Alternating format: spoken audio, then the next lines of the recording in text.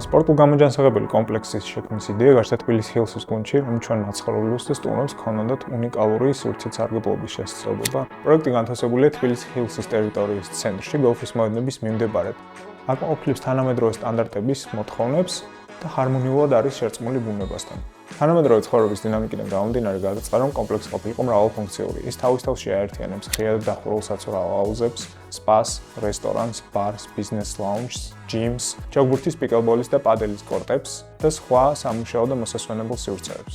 პროექტის დასაწყისში არქიტექტურული გუნდი განიხილავდა არა მხოლოდ შენობის ვიზუალურ მხარეს, არამედ მის ფუნქციურ დატვირთვას.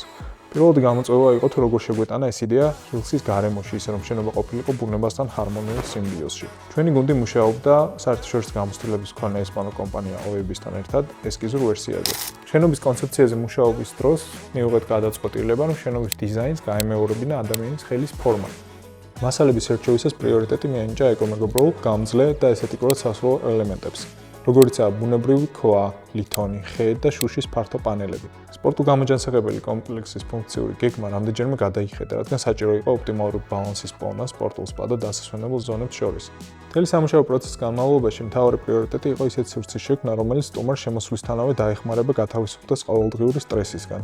შეიგრძნოს ბუნებასთან სიახლოვე და ამავე დროს მიიღოს თანამედროვე ყველა სტანდარტს მოგებული უამესად და სპორტულ გამოჯანსაღებელ სერვისებზე წვდომა. პროექტის დასრულება იგეგმება 2026 წლის ბოლოს და 2027 წლიდან ნებისმიერ ადამიანს შეეძლება ესტუმროს ამ სივრცეს და მიიღოს დაუწყარი გამოცდილება.